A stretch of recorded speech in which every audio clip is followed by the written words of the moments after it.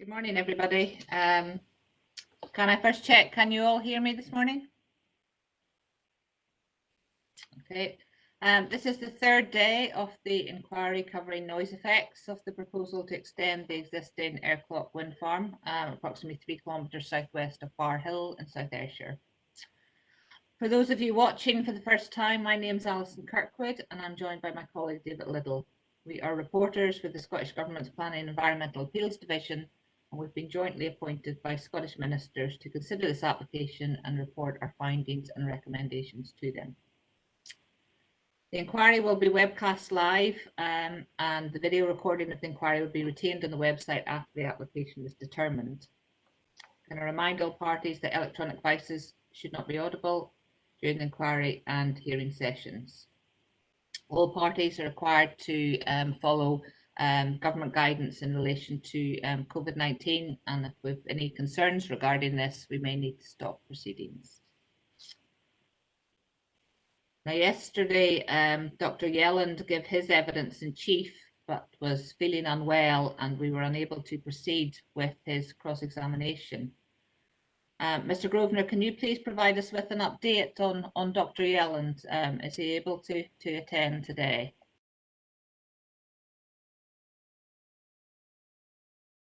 You're still on mute, Mr. Grosvenor. Okay. Maybe at the end of this, I'll get the hang of this. Unfortunately, I can report we have spoken to Dr. Yelland this morning, and he is still not sufficiently well enough to continue with the inquiry. We regret to say. Thank you for the update, and if you pass on our best wishes to Dr. Yelland, and we hope he's feeling better soon. I suggest we discuss the implications of that and the options going forward at the end of Dr. Khan's evidence, if that's okay with everyone. So yesterday we left Dr. Khan. I think you'd finished your your evidence in chief, Mr. Thompson. So the next step would be we'd invite Mr. Grosvenor on behalf of all the objectors to start his cross-examination. Are there any other procedural matters we need to discuss before we get started? Okay, again, just a reminder about switching microphones on and off. And if you're simply observing, then it would be helpful if you turned your video off. On that basis, we'll get started. Good morning, Dr. Khan, and I'll pass you over to Mr. Grosvenor for his cross-examination. Good morning, Dr. Khan. I've got a few questions. Don't think any of them are particularly detailed, although some of the responses to further questions, but we'll see how we go. I'll be referring mainly to your inquiry reports, which is CD 1522, as you're probably aware of now, and your recognition, which is CD 1528. I will be referring to other documents, but as before, perhaps if we go through those or refer to those as we need. We just want to thank you for clarifying at 2.3 in your recognition. That statement there that you recognise that I've referenced studies on health effects which may be associated with noise and where relevant, but I'm not an expert on health, nor am I a medical doctor. So the first, and a lot of these questions, I raise that now, because a lot of the questions are basically on health and your assessment of that, specifically with the size of the turbines, and the reports that you refer to, the appeal decision sheet to. And the first question is on cumulative impact. On CD 1528, paragraph 3.1, you say that the application will not have any cumulative impact of clockery, and you explained your interpretation of the contour of the clockery map. We went through that, didn't we? And I think you referred to Mrs. Crosswaite's evidence, or CD 23-106, page 2. That was her Mrs. Crosswaite's precognition, and we saw the clockery map, and we looked briefly at the cumulative noise contour for Arecleoch extension as well, and there we saw that they did overlap. You made a statement that that the levels would be sufficient in terms of audible noise, and as we said yesterday, stated yesterday, that unfortunately, because Dr. Yelland wasn't able to come up and do a full noise impact assessment commencing with background noise applications, we can't contest the noise impact assessment that you produced, but because we can't contest it, we don't say that we fully accept it as read. That's all we can say at this point. But you did not seem to explain why, when the predicted contour levels from the Arecleoch extension application overlap with Clockery and Mark Hill contours, that it wouldn't affect or cause adverse effects on infrasound low frequency noise. Can you just comment on that, please? All right, I'll try. So can you hear me okay, first of all? Yes. Had issues yesterday. I apologize. So just to be clear, there are two separate issues there. So first of all, like I explained yesterday, the cumulative map shown in Susan Crosswaite's precognition, you know, in Bar Hill is mainly the noise from Mark Hill rather than Clockery. That's what I was clarifying yesterday. So, you know, the impact of Clockery on properties in Bar Hill and further south is negligible. So, and you know, again, in the cumulative assessment that we undertook for the proposed extension of Arecleoch, we took full account of Mark Hill, and you can see that on the figure you referred to, which is figure 13.3 in the list of figures of the EIA, showing the cumulative noise contours for the wind farm. Considered, you can see the noise from Mark Hill there was taken into account.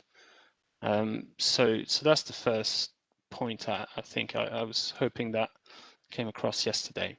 So you know, there's a confusion there.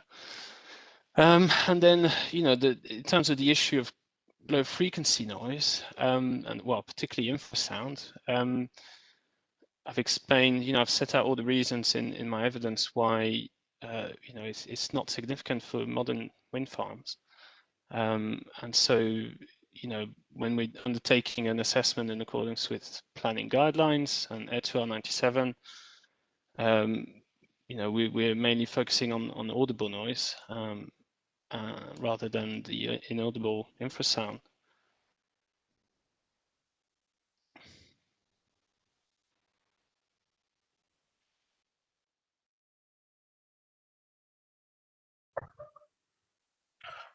You don't say that there won't be the potential for harm. You just say you haven't assessed it, and it's not within your brief. In fact, that's basically what you're saying, isn't it? I'm saying even though we've got noise contour maps that are overlapping, so it's obvious from the noise contour maps themselves that from one cumulative impact from Clockery if it was consented and Mark Hill, but we're looking at Mark Hill specifically at the moment because that's a wind farm that's in existence. an Arecleoch extension, which is coming through. And the separation distances between Mark Hill and Clockery, with Bar Hill lying in between in the valley there. And obviously there is a concern that, we know that low frequency noise, LFN noise wavelengths travel further, and you admitted that in your evidence. You said the wavelengths within up to 300 meters, but of course that depends on the source of the propagation and also the amount of turbines involved. So it's still an issue where we've got increasing number of turbines, large amount of turbines, and bearing in mind that Kilgalliac is what, 90 turbines, 93 turbines. Arecleoch itself is 60 turbines. We've got another 13 coming in at Arecleoch extension. There's 28 at Mark Hill. So how can you assure or reassure the inquiry that there isn't a potential for increased levels of infrasound low frequency noise? We can't say that there isn't any, because we'll come on to that a bit later on. But within the increasing number of turbines, how can you reassure the local communities and the inquiry that effectively it will be safe? So yeah, I think, Mr. Grodner, you've expressed pretty well the concerns of local residents, and so all I would, as they see more and more turbines, so all I would say is that we assessed all the turbines within, within the distance where there would, the area where we would need to study, where they would generate any kind of appreciable level of noise. So we did include Mark Hill. Like you say, that the contours do overlap of normal audible noise, A-weighted noise. They do overlap in Bar Hill. So we did again include Mark Hill in our cumulative assessment. And we undertook full predictions of all these wind farms, of the total noise generated, and we assessed it against the applicable guidelines, the recommended in national planning policy. So that full cumulative assessment was undertaken, including Mark Hill. With regards to, again, infrasound, there's a lot of reference, a lot of evidence showing that the levels produced are, they may be detectable, but they some orders of magnitude below the levels at which they could cause any reaction, let alone harm. And so these additional turbines will just marginally increase these levels of infrasound, but they'll remain strongly below the perception levels. And so that is why there's clear guidelines in Scottish planning policy, making it clear that there's no requirement to assess infrasound, and that's on the basis of a large number of studies that have shown this time and time again. So I appreciate there's a lot of concerns locally because of the information, like I said, that's publicly available on the internet, that can be clearly misinterpreted. But the policy guidance is very clear. Can I just take you to the next point I want to raise? Again, it's CD 1528 4.12, CD 2399, and CD 23100. But obviously, the CD 23 is 99 and CD 100 are this is Crosswaite's evidence. Talking about the Arecleoch cumulative impact, Arecleoch wind farm is right in the middle of the Arecleoch and Arecleoch extension, Mark Hill, Clockery, potentially Kilgalliac, and potentially Kilgalliac extension wind farms. If the Arecleoch wind farm application had been approved, is it possible that it would have had a negative cumulative impact on this and the other SPR applications?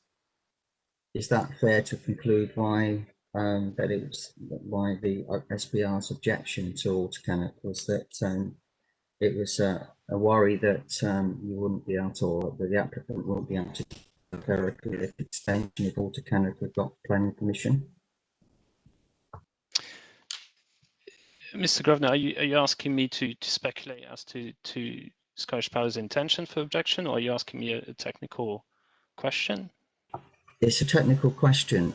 The point is that had Arecleoch wind farm been consented, would it have caused a problem with the cumulative noise for Arecleoch extension specifically?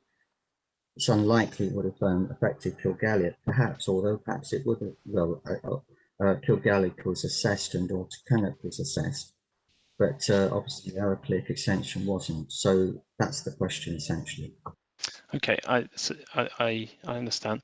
So, you know, obviously it's something that we looked at during the design process for the Arecleoch wind farm extension, because at that time, during the initial phase of the design, Arecleoch was still being proposed. So we'd considered the implications of that, and you know, we would have had to design the site effectively so that the cumulative impacts would have been acceptable. You know, we would have had to take it into account.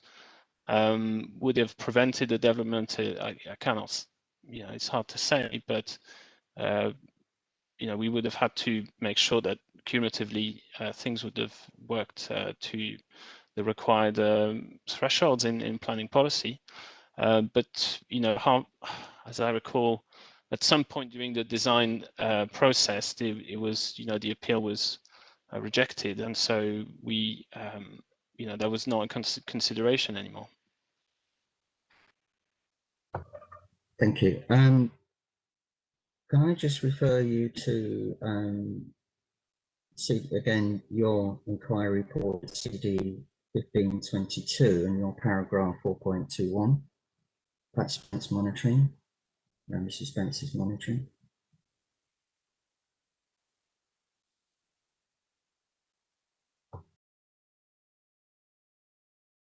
Sorry, do you mean 4.2? Are you saying in my? Yeah, it's your CD 1522, which is your inquiry report, I believe. Yeah. And then paragraph 4.21. Oh, 21. Sorry. Yes, sorry, 21. Yeah. Sorry, 21. Yes. No, I'm with you. There's a lot of numbers floating around. I'm not particularly good at numbers, but there you go. So, Pat Spence monitoring, you attempted to explain the monitoring which was going on at the property for almost a year between July 2017 and August 2018. The question is that the explanation was incredibly complex, that it seemed almost impossible to get a conclusive result from the explanation you gave in examination. Mrs. Spence just wanted recognition of the noise problem in and around her home. She suffered from the intrusion of the equipment in her home for a year, and yet the consults were considered null and void and confidential. We're talking about the ultrasound low frequency noise here, the monitoring that was inside her home. Was there any reason why, and we find it difficult to understand that a sophisticated company like Hawley could not within the space of a year produce credible evidence available to the public that there wasn't a problem at Mrs. Spence's location. We heard some reasons why you wouldn't want to publish that, but it seems that there was extensive monitoring done. We still don't know, certainly Mrs. Spence still doesn't know what the outcome of that was. I know there was a discussion about, well, there was an offer for the her acoustatician to analyse it, but there was never any really positive movements on that. And what's your view on that? I know you weren't directly involved in that, but Hawley was, the actual monitoring itself. Yes, so I mean, first of all, I should clarify that the assessment focused on planning compliance, compliance with planning requirements. There were some requirements on the level of noise from the different wind farms at different properties, including Mrs. Spence. So we obviously, as part of standard procedures, we undertook monitoring of that, and that is done in accordance with the policy, the requirements, and the planning condition requirements. That is done in external location in a property. That is how wind farm noise is measured. So all that data was done, and that data was disclosed because it supported the planning assessment, which is set out in CD 11.8. But in addition, we were commissioned to undertake internal noise measurements. But that was not really a requirement of the council or planning, but it was to address the concerns raised by Mrs. Spence. So if I take you to core document 11.7, which is discussions that we had with South Ayrshire Council.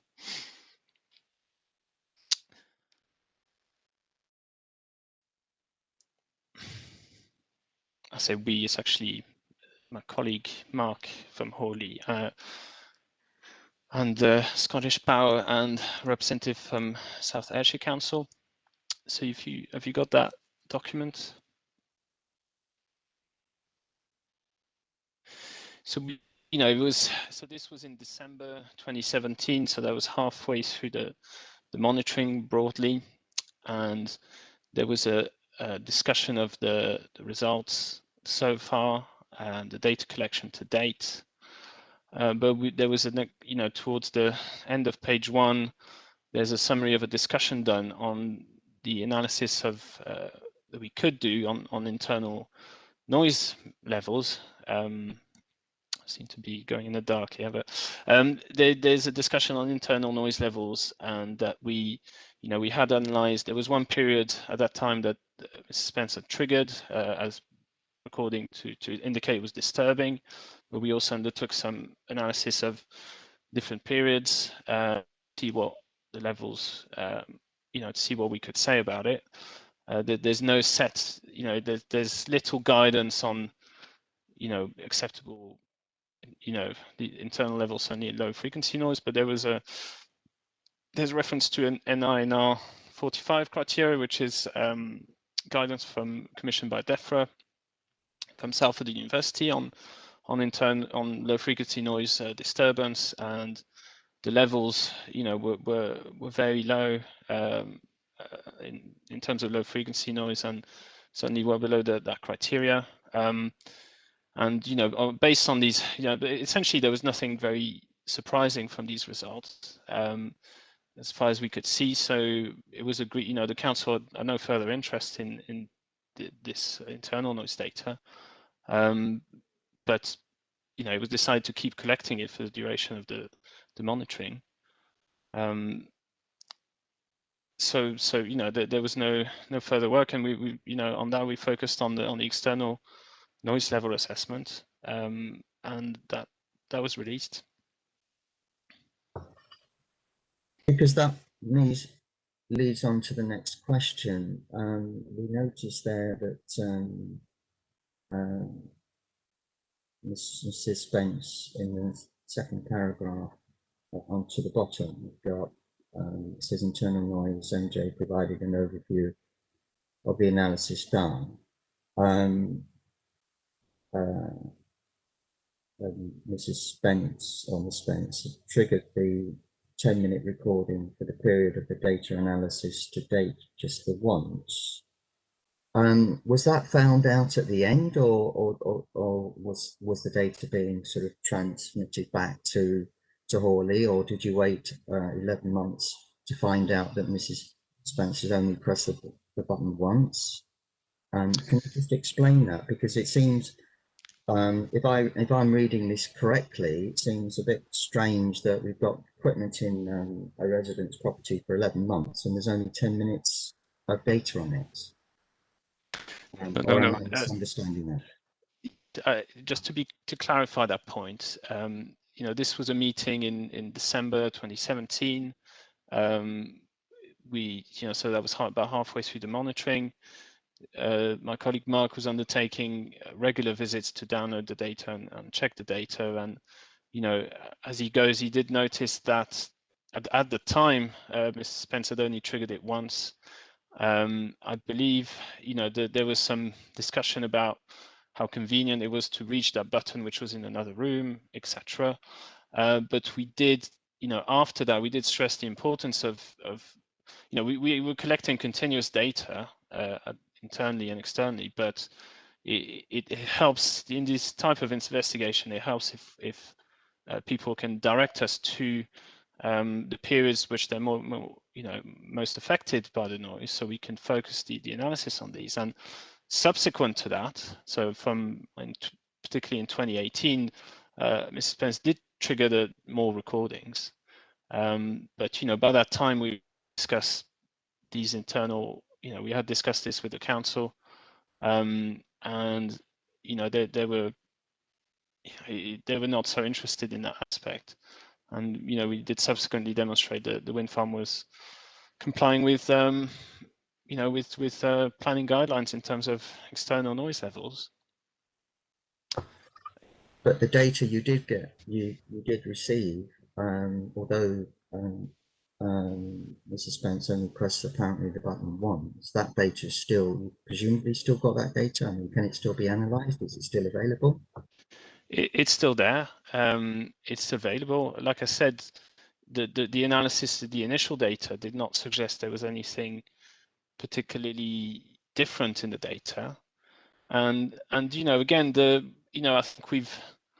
think it's clear that Mrs. Spence obviously experiences the noise internally in a property, and is disturbed by it. I think that's clear from her evidence.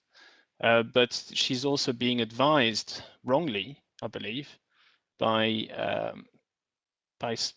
you know, the people that are advising her, that the problem is due to that she's experiencing is due to infrasound that is, you know, she can't perceive but is affecting her, and that is worse inside the property. And I've explained, and that is wrong. You know, she's being wrongly advised on that aspect, and so that, you know, that's why she thinks that there's a greater significance to analyzing internal noise levels as exposed to external noise levels, and that there's great importance to analyzing the infrasound. But like I've explained, the infrasound levels are much lower, and we've seen that they're much lower than the perception levels, much lower than any levels for which there's evidence of disturbance or problems. And they would not be expected to be greater within the property than outdoors. So I think the focus on internal noise levels is in great part due to the advice Mrs. Spence is getting on that being a significant issue, which, you know, we've established is not. We believe that it's not the case, and we therefore focus on you know, what the level of noise is outside the property in free field, where there's less, you know, there's less issues. You know, a lot of these recordings internally, we can hear internal noise activities. There's Mrs. Spence running a radio to mask the noise, to do things like that. We just hear a lot of things that have nothing to do with the wind farm. So they're just very difficult to analyze, as I've explained in my evidence. And that's so in my inquiry report, if you go to paragraph 424, I explain, you know, the difficulties with these analyzing internal noise measurements. That, you know, we can pick up noise from the radio, the fridge, there's room effects, there's all sorts of difficulties. But as far as we could tell, there was nothing particularly that would indicate a very special, you know, something unexpected from inside the property compared to outside. But I'll just come back to this because I think Mrs. Banks and others will be quite concerned that you're suggesting that Mrs. Banks is being advised to complain and that she's been advised of what effects that she's subject to.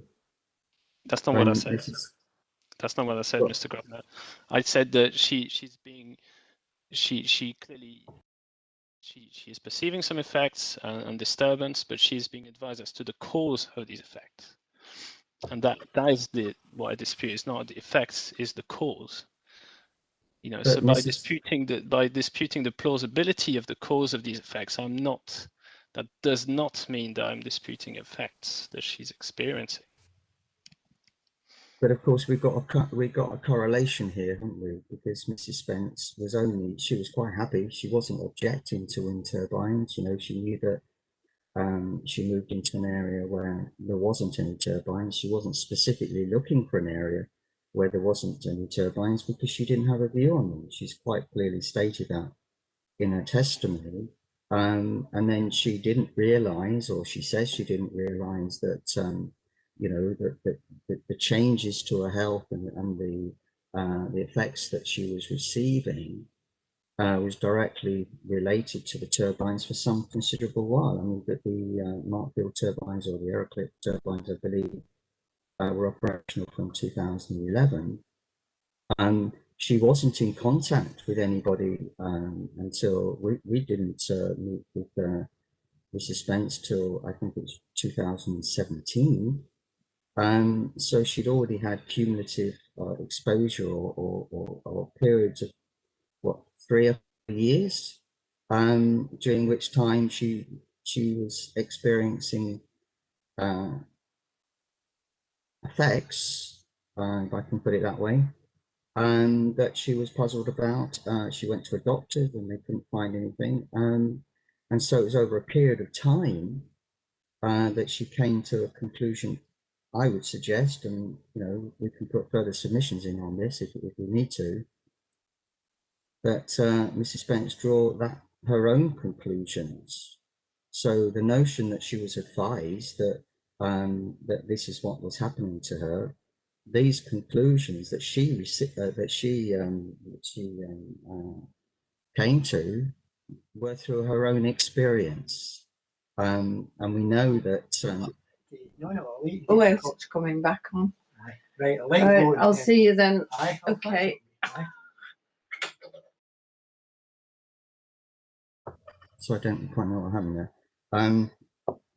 But I don't want to pursue this any further. But it's a point of note. I think that's what we can say. And obviously, we'll be putting in our closing submissions, and we'll refer to that. If I can just move on. Can I would just, sorry, I would just in response, you know, again clarify that I'm not disputing Mrs. Spence's experience of the noise. All I'm saying is, you know, if you take my precognition paragraph 4.8, you know, that is where I set out that, you know, that we're not disputing, you know, there is audible noise from the wind farm at a property. That, and she's set out very clearly in her evidence, and that she is affected by that audible noise. So we've established that the noise levels are clearly compliant with applicable guidelines, but these guidelines do not guarantee inaudibility. You know, there is some audible noise from the wind farms, even if they're, you know, clearly below the noise limits. So I think that the problem is that, you know, it's a complex situation, and she was advised that there's a simple answer, which is this infrasound that, as Professor Alves Pereira suggested, is you can't hear but does harm you, and that I think is incorrect, and that is causing, you know, that is an explanation that might be simple and attractive but is wrong. Well, I think further evidence will come forward in due course. We'll leave that there for a minute. Can I just move on to a significant concern? Really, this inquiry is about, obviously, the Arecleoch extension. We understand that. And the key components of the application, it's a wind farm, and it's obviously the turbines. We've seen that, you know, other aspects about visual and private water supplies, and you know, the other issues that come in here. But the key concern here is the size of the turbines, the length of the blades, and their generation capacity at 5.6 megawatts. Can you take me to any evidence that you've got where these turbines have been installed in Scotland to date? You know, like, again, I'm a noise expert. We've not. Well, there was. I'm sure there are some. I'm sure there are some turbines of that scale that have been installed. They're particularly, I believe, the Hunterton turbine. So the offshore turbine, they were probably of a similar size, but I don't hold that information off the top of my head. Well, the Hunterston turbines were, the consent was up to 200 meters to blade tip. There were two turbines, two offshore test turbines. One was a 6 megawatt turbine, and one was a 7 megawatt turbine. We know from the evidence that we've got that neither turbine operated at full power. There was problems with the Siemens turbine, which was the 6 megawatt turbine. For some time that had a faulty blade, and that's one of the reasons why they took it down. They say because it wasn't worth replacing the blade, but then again they also said that that they'd intended to continue. So if they've got their extra permission for 20 years, which we provide evidence to that, then it would have been worth their while changing the blade, but that's by the by. The Mitsubishi turbine was the 7 megawatt turbine, and the blades on that were, I believe, in the order of 70 to 80 meters, similar blade lengths to the ones proposed here at Arecleoch extension at 75 meters. Now, are you aware of any turbines in Scotland with a blade length of 75 meters? You mean operating? Yes, correct, yeah. Look, I'm not sure off the top of my head. I don't have inventory. But what we do know is that there were reported impacts from the two Hunterston turbines. Again, that's in evidence. I won't take you to it, but it's there. And there are testimonies from people who live at Hunterston or in Fairley Village. And we don't know how many people were affected because, you know, the data isn't there. We know that they went to their GPs, and the GPs couldn't do anything because there was no criteria. So it's an ongoing issue.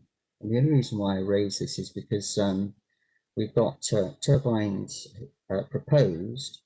Now we know the sound power levels, and I think you've got evidence of the sound power levels, haven't you, Dr. Kane?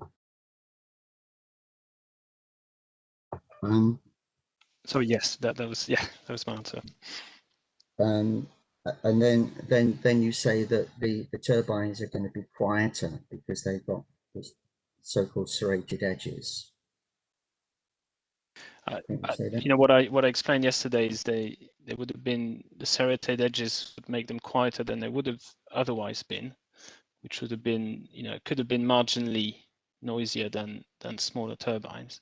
I say marginally because, you know, it's the decibel scale. Again, you would need, you know, to get an increase of 3 decibel, which is a slight increase in noise subjectively, you would need to double the power emitted by these turbines in physical terms.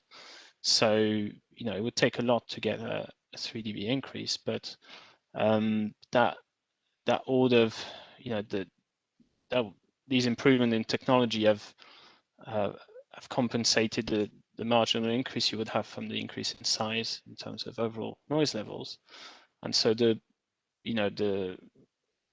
levels, overall levels, are similar to turbines that you know, I guess you would say around 80 to 100 meter rotor diameters. That's my, you know, from looking at tests, you know, we've got test reports. It's not an unknown thing. We have test report or manufacturer data for these turbines that are based on tests. You know, they test them at some sites in Europe generally. They run some tests to see how noisy these turbines are, and you know, it's not an unknown fact. You know, there's plenty of measurements being done at various test sites. So the other aspects on the turbines themselves, the blades are 75 meters in this case, rotor diameter 150 meters. And we know that they're 5.6 megawatts. So the purpose of a wind turbine, can you tell me what it is? It might seem obvious, but can you tell us what it is? Well, it's going to extract energy from the wind to generate electricity. And how does it do that? It extracts well, there's the wind passing over the blade exerts a lift force, and that makes the turbine rotate, and that rotation is transmitted to a generation equipment up on the tower, up at the top of the tower, and that is then exported to the grid.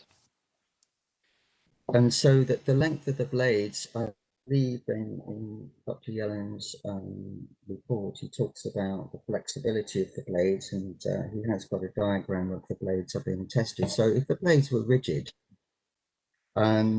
presumably they wouldn't vibrate. Is that correct? Well, you know, you can't have solids that are perfectly rigid of that, certainly of that scale. So yes, they are slightly flexible to allow stresses and to allow some movement to avoid breaking, basically. But you say that Dr. Yellen's theory of blade resonance or vibrations of the blades or flapping of the blades isn't relevant, I believe, and yet a 75 meter blade isn't going to it's not going to remain in although it's rotating, it's not going to remain in a firm fixed position, is it? It's going to vibrate or move. It's got to be flexible, because if it wasn't, then what would happen? You know, yes, would have some modes of vibration, and it would move, certainly, but that's a further step to say that it will, you know, vibrate to such a point that it would radiate levels of infrasound that are low, that are so high that they would be higher than what we've experienced for these turbines in the past. I mean, that is speculative. I have to say, I mean, I didn't want to get into it, but some of the, I mean, I can maybe go to that since you raise it. If we go to Dr. Yellen's report, 2305, for example, this is it. I mean, if we go to his figure 9, page 31.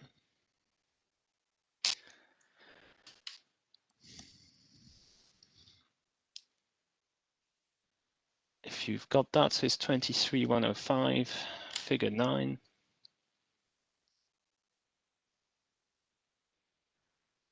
Yes, I've got it. Yeah.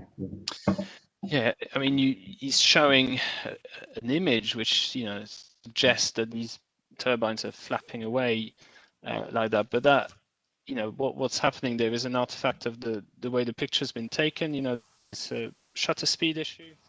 That is my, you know, best guess. You know, if you take a photo of a fan with a mobile phone camera or something, the fan will look distorted just because you know, as it's turning, it's moving. So I'm surprised he wouldn't have spotted that. This is, you know, the idea that these blades are moving to that extent. You know, they would hit the tower if they were moving that much. I mean, they you know, yes, they're designed to move and to not be rigid and to you know, otherwise they would break. But they, you know, if they were moving to that extent, they would either you know, there would be some serious stress issues, life operation issues. It would generate other strange noises. You know, it would certainly make a noise if it would not an audible noise if it was making that. So I think, you know, it just seems a bit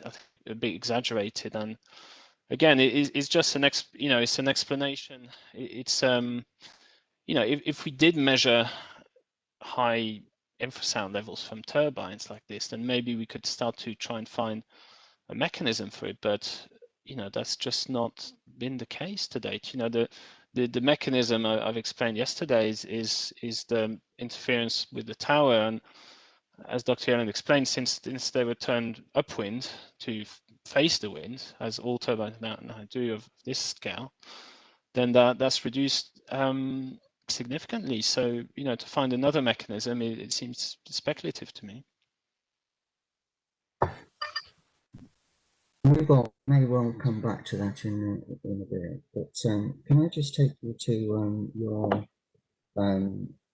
CD 1522 again and paragraph 4.14.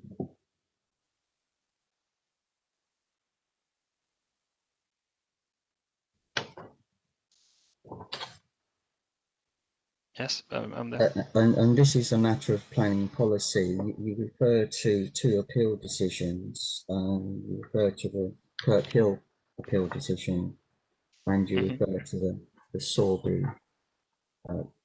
appeal decision. And basically, you've taken extracts from those appeal decisions, and they are as they are. We're not sort of concerned with that specifically. But you say that Scottish government guidance hasn't changed, and although we have got you know, the evidence that Mrs. Crossway put in about the Electricity Act and comments on harm, I don't want to go through there. That's on, you know, that's on the record. But these particular two appeal decisions that you refer to as evidence that Scottish government policy hasn't changed, and we would accept that it would appear that that's the case. But the important point about this is that the Kirk Hill decision was in 2017, and the turbines involved in that application or that consent were 110 meters to blade tip and we think they're 2 megawatts. It doesn't specifically state that, but it's highly likely that they will be 2 megawatts at that time. And then in the Sorby decision, that was in 30th of November 2015. That's CD 9.7. And there were 3 turbines there, 2.3 megawatts, each with a maximum height to blade tip of 104.3 meters. So the question here is that, you know, you're referring back to decisions, quite rightly so. I mean, it's evidence, and that evidence can't be disputed. But the issue here is that you're saying that Scottish government guidance hasn't changed, but, you know, that's based on decisions some time ago, in one case 5 years, and certainly one case 3 years. But the turbines were considerably smaller. We've got turbines here proposed at 200 meters to blade tip. And in both those cases, one is 100 meters to blade tip, and the other one is 104.3 meters to blade tip, and significantly less power. Can you just sort of explain why Scottish government, or it's relevant that Scottish government policy shouldn't be revised in view of the increased size of these turbines? And I know we're talking about acoustic issues here, it's slightly different, but you've brought it forward as your evidence. So, well, I can't speak for the Scottish. I can't speak for the Scottish. Sorry, I'll let you finish. Well, that's the point I was making. You brought it forward in your evidence, and so I think it's important that you comment in a sense in terms of the differentials between the the size of the turbines at that time and the size of the turbines now? Well, yes, I can't speak for the Scottish government and how they might want to revise their planning policy. I think the current policy is clear that there's no evidence of health effects from low frequency noise. That's clearly stated in the onshore planning policy guidance. And like I said, if we had some evidence that larger turbines create more infrasound or more likely to create these health effects they're alleged, then I've not seen any evidence of that. So the contention that there's something particular about the size of the turbine with respect to infrasound and health is I do not agree with. Speculative. Okay, well, I'm not going to pursue that any further. I mean, that's for the reporters to sort of obviously comment on, as no doubt they will do. Just moving on, can I just refer you to the Louth Canal decision, which was CD 23.61? And if you remember, that was an appeal decision where you correctly stated that Hawley was involved in, I think it was your colleague Andrew Gilmore at that time. That's right. That's correct. And you say that the Louth Canal appeal decision was not refused on noise. I believe you said that yesterday. Is that correct? That's not correct. No. It's a bit more subtle point. What I explained is that it's obviously noise was a consideration. I think, or the point I was making was that there was there's two aspects to the assessment. Essentially, there's the assessment in line with planning guidelines, so that is the assessment according to ETSO R97, if you want. So where we look at the noise levels from the predicted from the wind farm and cumulative noise, and we compare that with the noise limits, and we then determine whether it's within the ETSO R97 guidelines. So at this inquiry, to summarize a lot of evidence, essentially there was a debate. Well, we can go to the paragraph since you raised it. So if we go to paragraph 443, page 77 of core document CD 2360, not 61. So CD 2360, page 77.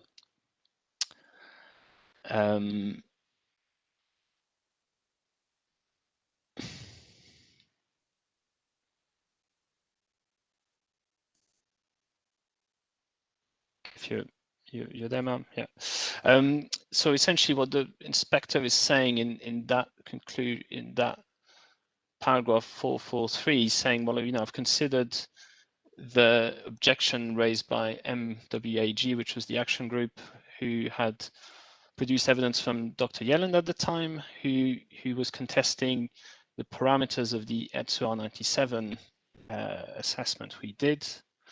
In terms of do the predictions demonstrate that the noise limits could be achieved? And she reviewed that evidence and she said, well, in conclusion, saying I'm satisfied that the noise condition could be complied with. So she essentially agreed that the ETSO R97 part of the assessment could be, could be satisfied.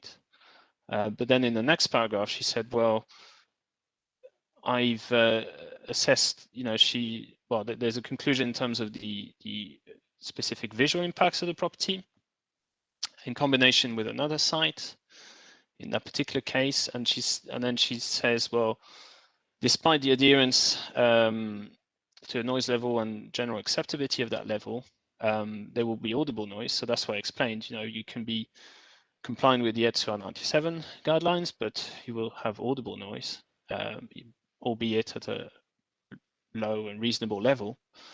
But she was saying that noise would exacerbate the harm she considered in terms of the visual amenity issue.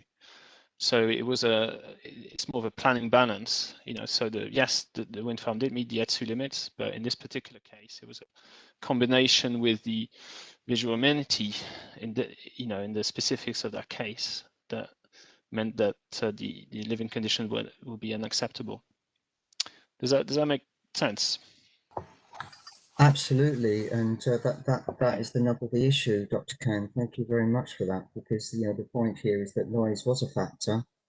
Yes, it was deemed to be broadly compliant, and you can always disagree with the inspector's decisions one way or another, but it's a combination of factors, and that's a point that we wanted to raise to the inquiry. It's specific to the noise, so even here where we've got compliance, and of course then we've got the additional worries of the size of the turbines and potential health impacts, although you continue to say that there's no evidence of that, but it's obviously a question we'll come back to a bit later on. So thank you for that point. We appreciate that. Thank you.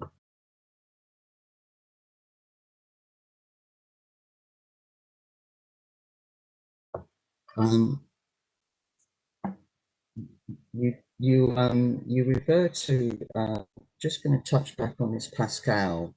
I know it's a bit more technical. CD 15.22 paragraph 4.8, the order of the 10th of the Pascal, if you remember that conversation we had before.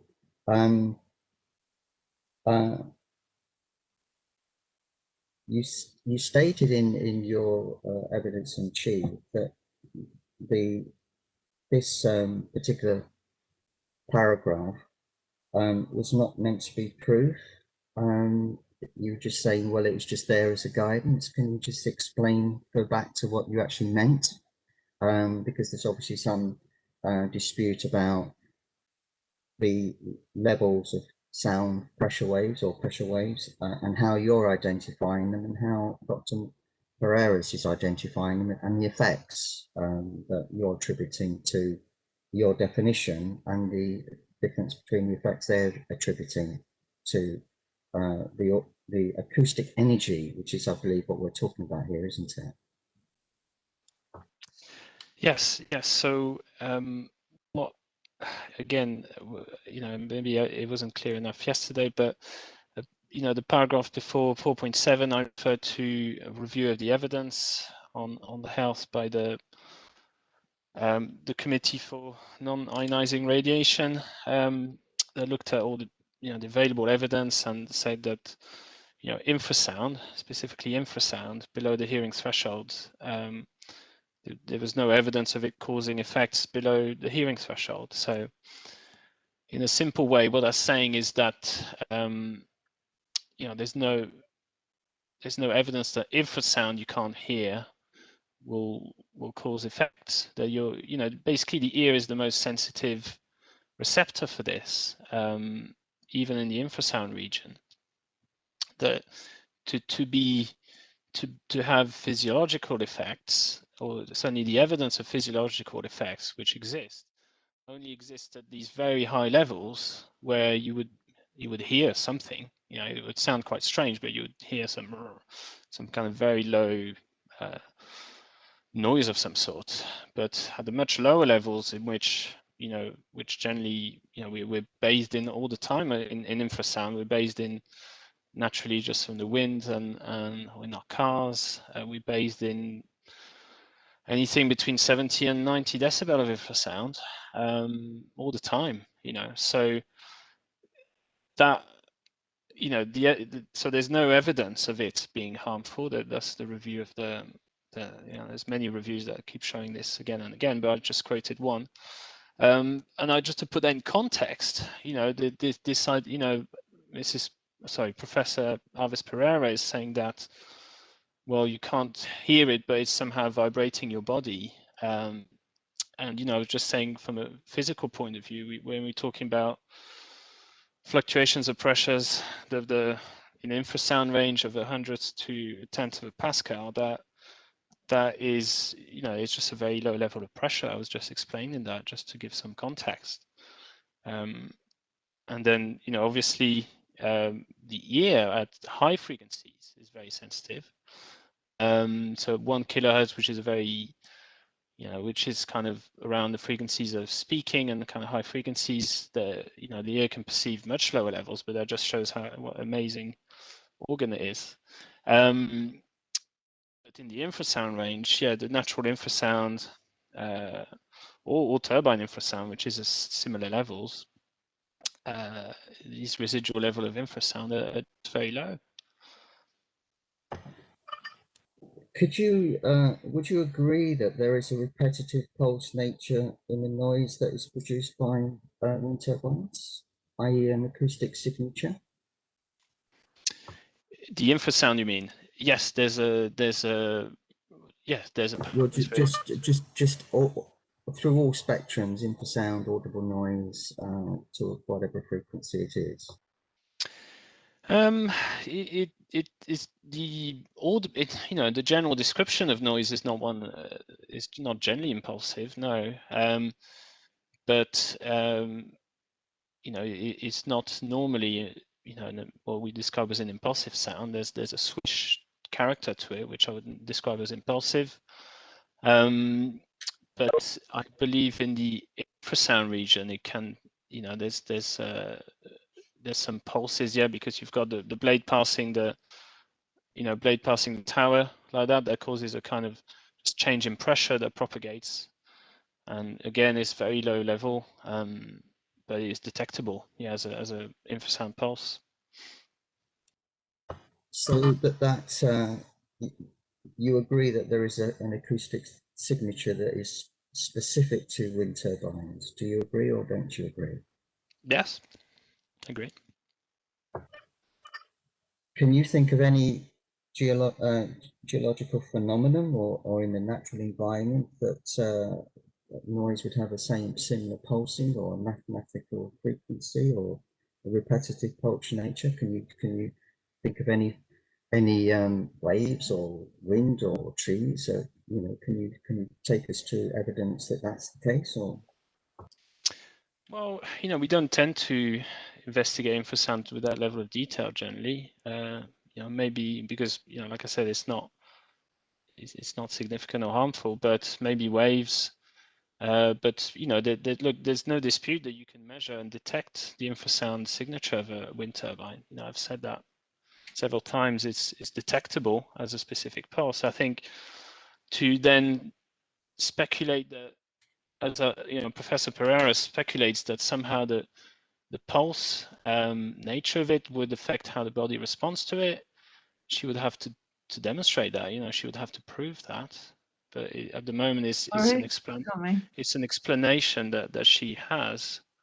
But I don't, the pulse nature of infrasound just means there's harmonics. So if I take you to, why not take you to the measurements of Susan Crothwaite. So that is CD 2397.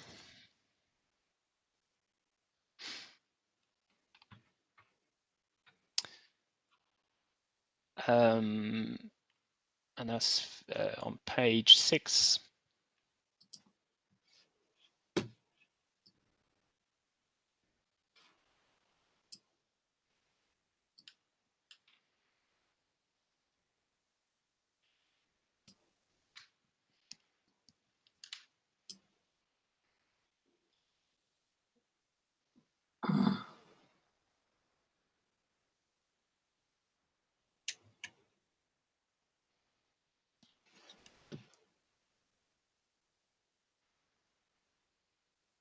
You there?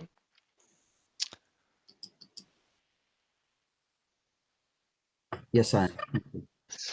So here you can see what you can see here is these lines marked in figures 18 and 19. You can see the lines marked in the in the low frequency region, which is to the left of the figures 18 and 19. You can see some lines there Well, that is probably an infrasound signature of wind turbines that you can measure.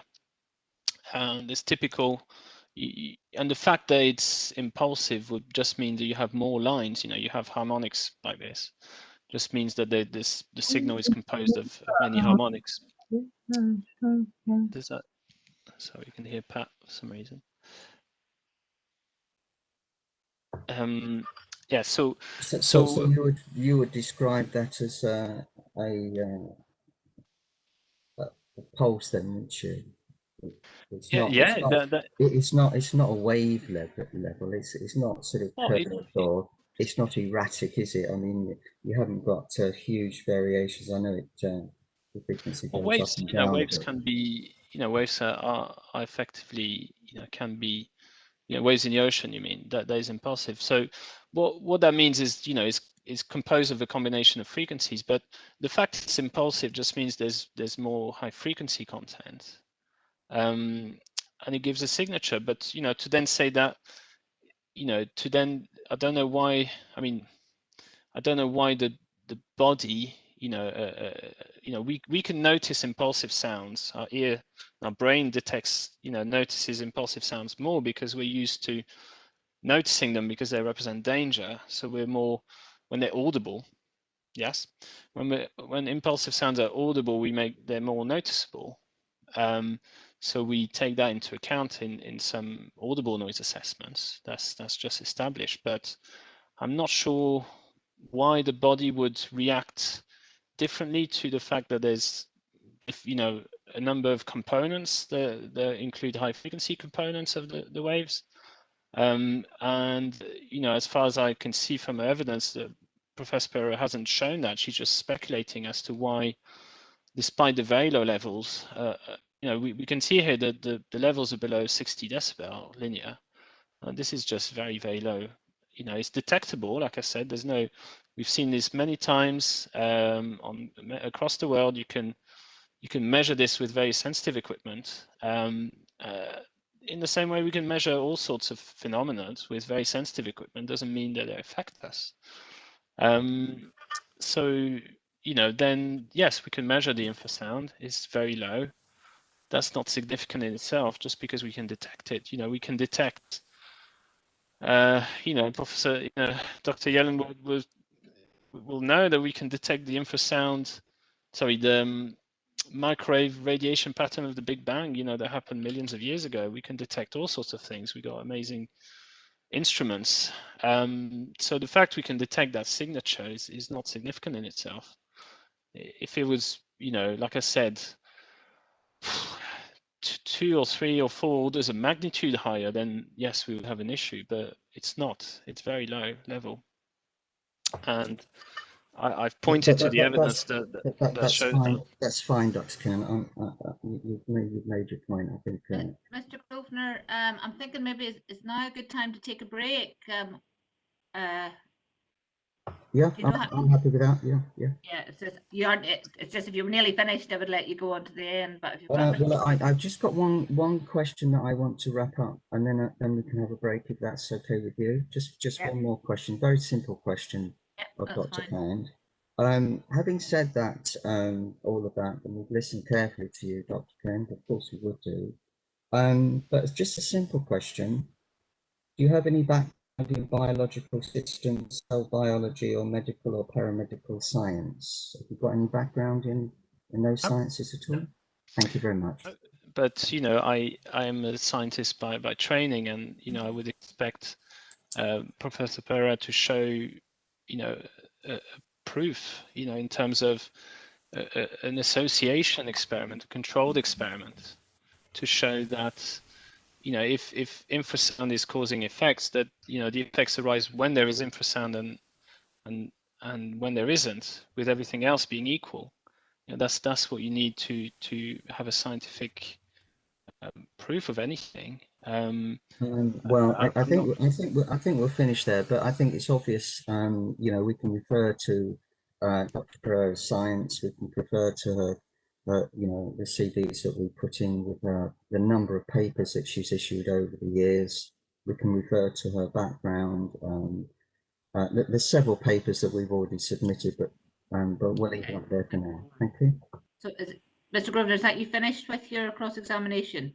No, I've got some more to go through. For Yeah. some more questions. Yeah. It's just good, Yeah. good time to take a break. Yeah. Okay, thank you, Thank you. for that, and thank you, Dr. Kant. So if we come back at 11:20, is that okay for everybody? Thank you.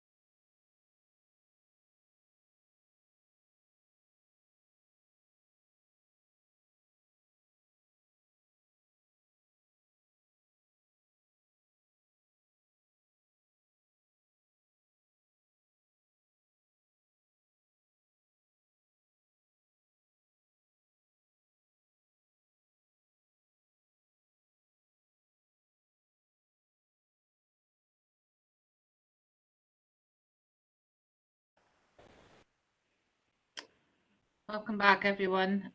Before we get started, maybe just point out, Miss Spence, your microphone was going on and off a few times in the last session, so just to make you aware of that, so we don't get any further interruptions. Thanks. Okay, Mr. Grosvenor, back over to you. Thank you.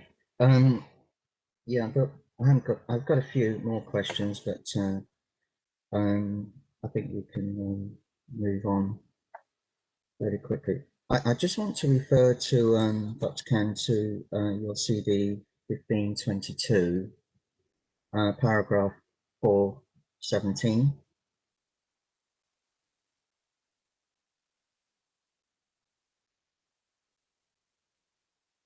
You got that?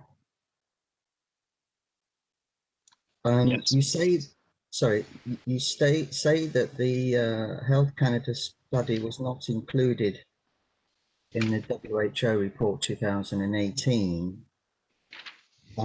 because it wasn't published. Do you know the date that the Health Canada report was published? Well, it was a long process because they had to go through a lot of peer review.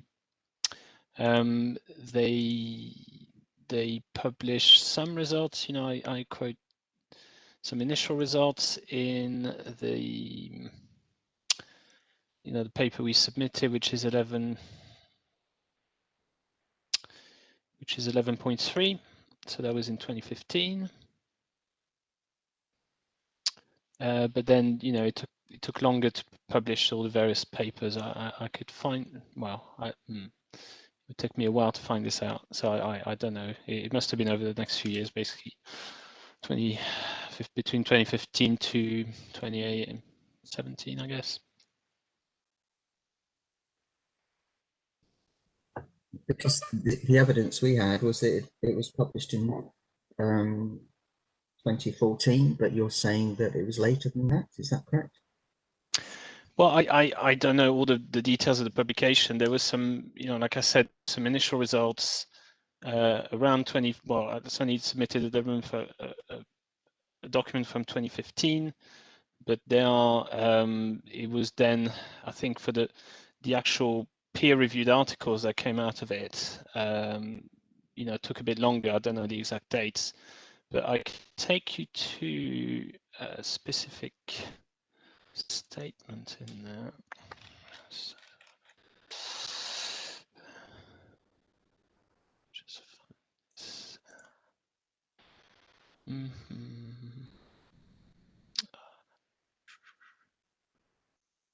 Which document are you looking at? Sorry, Dr.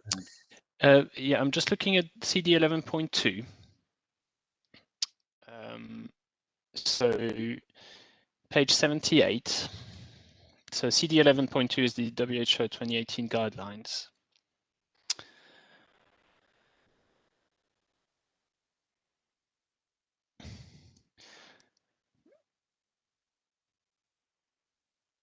The last paragraph on page 78 of CD 11.2, you know, it says that on the first paragraph there, it says, it should be noted that due to the timestamp of the systematic reviews, some more recent studies were not included in the analysis. So they're talking about the review of wind turbine noise evidence. This relates in particular to several findings of the wind turbine noise and health study conducted by Health Canada, etc. So, you know, this review process of the WHO guidelines, which were published in 2018, took a few years because it was quite a detailed and, you know, they had to put they had detailed review. They had to put a stop. You know, they couldn't keep waiting for new results. So unfortunately, they didn't include the wind turbine, the Health Canada study, or most of it. You know. Well, we had evidence that WHO was still accepting reports up until 2016, so perhaps there was a bit of an overlap there. But the point here is that have you read the Wolf reports? I think it's I just found it just now, actually. which is our CD. Sorry, Mr. Grosvenor, could I ask you to maybe speak into your microphone? It's more difficult to pick you up when you're reading. I'm just looking across to my other laptop. It's CD 2373.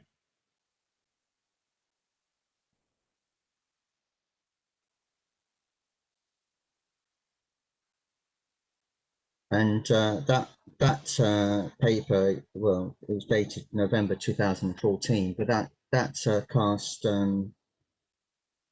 quite a lot of doubts onto the validity of the studies of the Health Canada report, and I think there's been other papers or reviews done to it since then. So we would contest that the Health Canada study really isn't a substantive form of your evidence, and the conclusion from the Health Canada study are still open to significant dispute. I don't know if you'd like to respond to that. Yes, so this particular reference, CD 2373, was written by Denise Wolf, so I'm not sure what credentials are, to be honest. She's part of this association to protect Amherst Island. I don't know what's the standing to refute, but to refute this study. I think I know the Health Canada study is one of the largest and most careful studies of wind turbine noise effects. They spent $2 million looking at that. The health department of there was extensive consultation. I remember them publishing their methodology a long time ago. They went through a lot of consultation, and they did a lot of careful research. They published several peer-reviewed papers in highly reputable publications. So I think the opinion of one person against that, I'm not sure I would attribute necessarily a strong weight. But in any case, my point was in this case it was to say that the conclusions in terms of quality of the research was could not take into account may have been different if they'd include the Health Canada study, which is one of the largest and most careful studies of that type. But in any case, the conclusion of the Health Canada study was similar to the conclusion reached by the WHO on the papers they did include in their review. They all reached similar conclusions. Well, that neatly brings me on to my next point, because the difference of opinion, and I certainly would like ask the reporters to look at this evidence very, very carefully, because there is significant disagreement between your interpretation of the WHO reports, and of course, as Ms. Crosswaite brought out in her evidence, that the WHO report basically says that it's not that there's evidence that that wind turbines don't cause harm, or do cause, or there isn't evidence that wind turbines don't cause harm. It's just saying that there is evidence that there's no evidence to prove that that they do. It's kind of like a switch round situation. In fact, what it's actually saying is that there isn't no evidence that wind turbine noises causes harm. It's saying that there's low quality evidence that it doesn't cause harm. The WHO report doesn't give the noise impact that people are suffering. It doesn't give it a clean bill of health. It's not saying that wind turbine noise doesn't cause harm. It's just saying it's saying that there's no evidence that that causes a substantiation that there is no harm. It's just what I'm saying. It's very unfortunately worded. And of course, what the WHO report Mr. also. Grosvenor, are you asking a question of Dr. Cand on this? It just seems as if you're giving your evidence on it. We are, because I mean, this is something that Dr. Yellen wasn't able to bring out in any great detail. But the key points about the WHO report is it says at 4.2, further research into health impacts from wind turbine noise is needed, so that better quality evidence can inform any future public health recommendations properly. So, Dr. Cand, you're saying that the WHO report basically gives the wind industry and the noise guidance. They even query A-weighted. This is why they're talking about perhaps going to another measure. And they also say, well, perhaps wind turbine noise should be assessed on unweighted, which is the evidence that we've got before you. So there is a disagreement there. I wonder whether you just want to comment on that. And I think it's a question of the boarders reading through the documents and seeing exactly what is going on here. But can you comment on that, please? Yes. I mean, look, first of all, their recommendation is in terms of, so it's a strategic policy recommendation to, basically saying to local governments, national local governments, think about if you're gonna, think about limiting noise levels from wind turbines to a level of 45 decibel LDEN, which is an A-weighted level. How, if their main recommendation is to control wind turbine noise with A-weighted levels, I don't agree that supports the contention that we need to look at linear levels or anything like that. That's incorrect. And secondly, they looked at the evidence that they could find. Some of it was low quality in the sense of, it was cross-sectional rather than longitudinal studies, and all these kind of, criteria they look at for general health studies. Compared to, compared to the evidence we have for road traffic noise, since the 60s, we have so many studies, very careful, extensive studies with large population exposed, because we have very large amount of population exposed to road traffic noise, to aircraft noise, unfortunately. So there's plenty of and well-funded research on that, because there's substantial health effects, obviously, of hypertension and annoyance, and it's clearly set out in the rest of these guidelines. So for wind farm noise, it's obviously more recent, and unfortunately, it's perhaps unfortunate that there's endless studies about infrasound being funded, but less about just general effects and exposure levels. But there's certainly, I think if they'd been convinced by any of the available evidence on infrasound causing health effects, they would have said that, but they didn't. The only clear effect they could see was an effect on, there's an effect on annoyance that is, established, and all the studies, all studies of this kind have shown that there's a, above a certain level of A-weighted noise, there starts to be a significant increase in annoyance. I think the text you're referring to, which has been misunderstood, is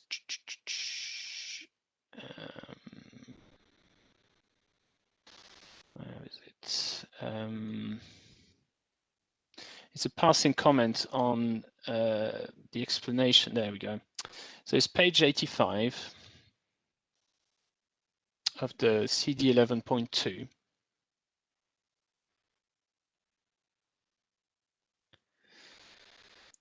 So this is not part of the main recommendation. It's it's a side discussion in which they talk about the characteristics of the noise from the wind farms, And at the end, they say standard methods of measuring sound, most commonly including A weighting, may not capture the low frequency sound and amplitude modulation characteristic of wind turbine noise.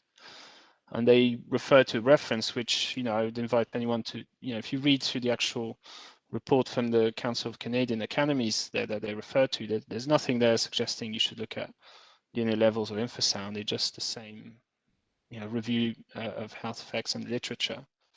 In that context, that comment means that simply, it's not always enough to look at just the overall A-weighted level.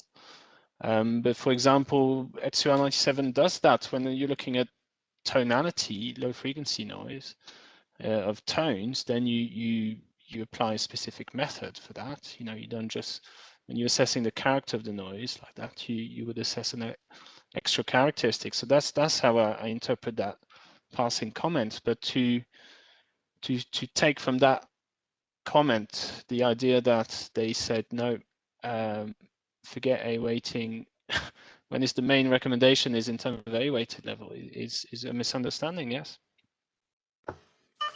But then if you look at paragraph 4.2, implications for research on health impacts from wind turbine noise, it clearly states further research into the health impacts from wind turbine noise is needed so that better quality evidence can inform any future public health recommendations properly.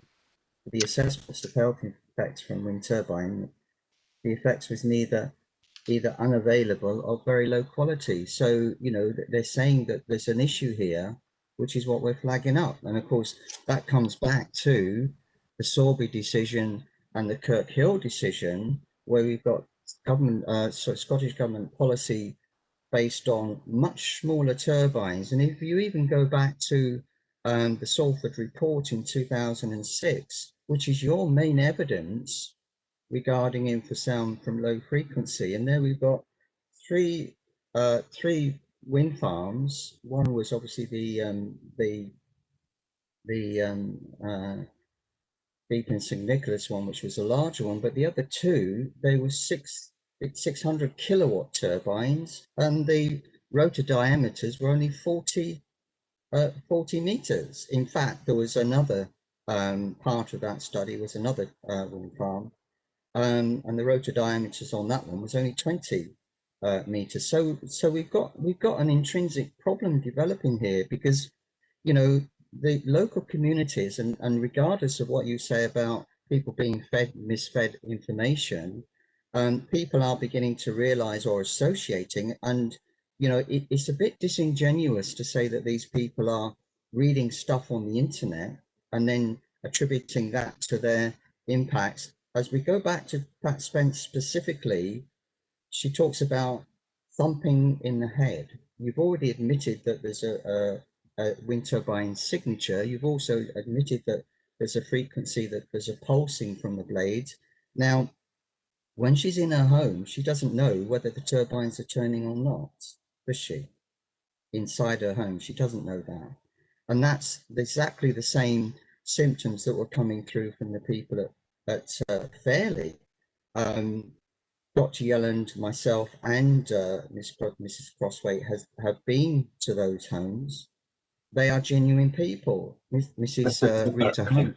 Sorry to interrupt. I know we've a couple of times said, are you going to ask a question? And usually then you just stop and say, do you have any comments to that? And just to be clear, I'm not noting down, at this stage, I note down Dr. Khan's responses to the questions, but not necessarily the question can't keep up, and because I don't want to start to write down evidence from you. So yeah, I wonder if we could take it in smaller steps and keep the questions more concise, because it's difficult to follow.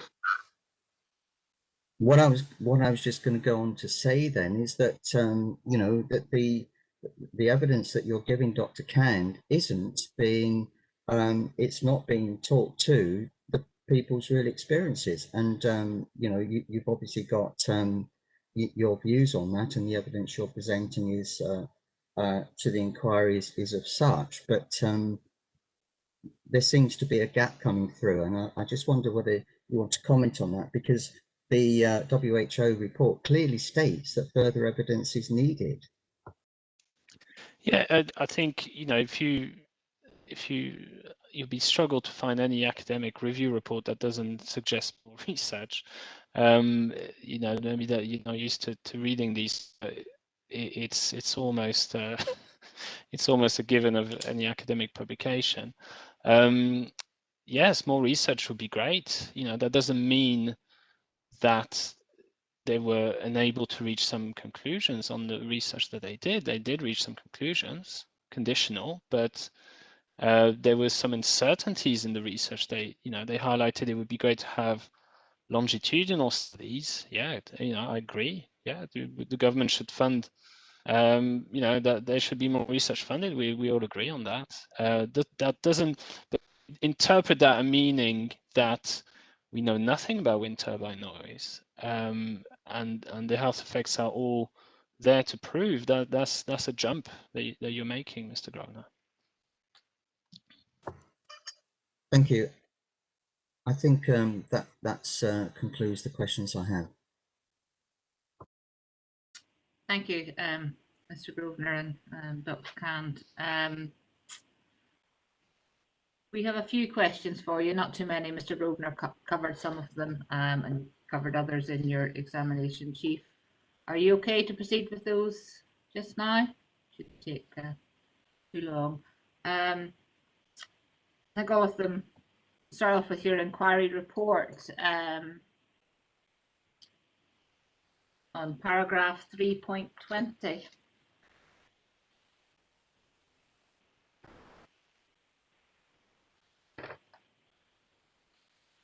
You got that? Yes, I have. It's really just to help David and I understand the wording in the conditions. We didn't cover the noise conditions at the hearing on noise, so we just are looking for a bit of clarification. So I think in paragraph 3.20, you refer to specific noise levels that are in tables 13.8 and 13.9 in the EIA reports. I think my understanding is that those are the noise limits that are then translated into condition 33. That's correct.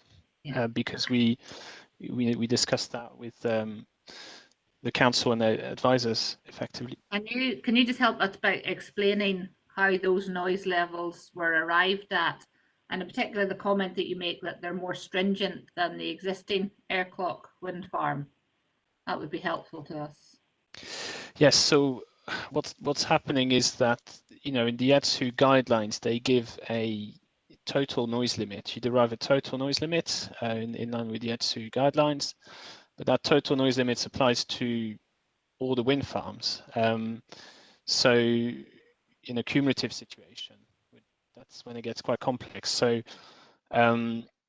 it's important that you know, the limit for each wind farm, you know, it's so that each wind farm is limited to a certain level, such that when you know, when you add them together, there's no you know, there's no potential excess of the noise limits, which is this total budget. So you basically allocate this total budget to each wind farm in the cumulative analysis. So what we did then for Arecleoch wind farm and, you know, Kilgalloch wind farm both have, you know, noise limits of up to essentially 40 decibel or 5 dB of background during the day and 43 dB at night.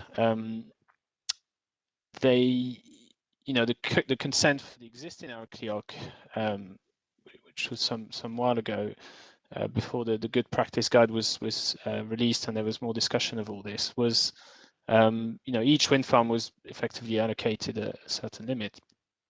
Now, what we did for the Arecleoch extension now to bring it in line with more current practice is we said, well, what's the total? You know, we're considering the whole wind farm Arecleoch plus the extension as a single wind farm, and we're saying, well, this extended wind farm,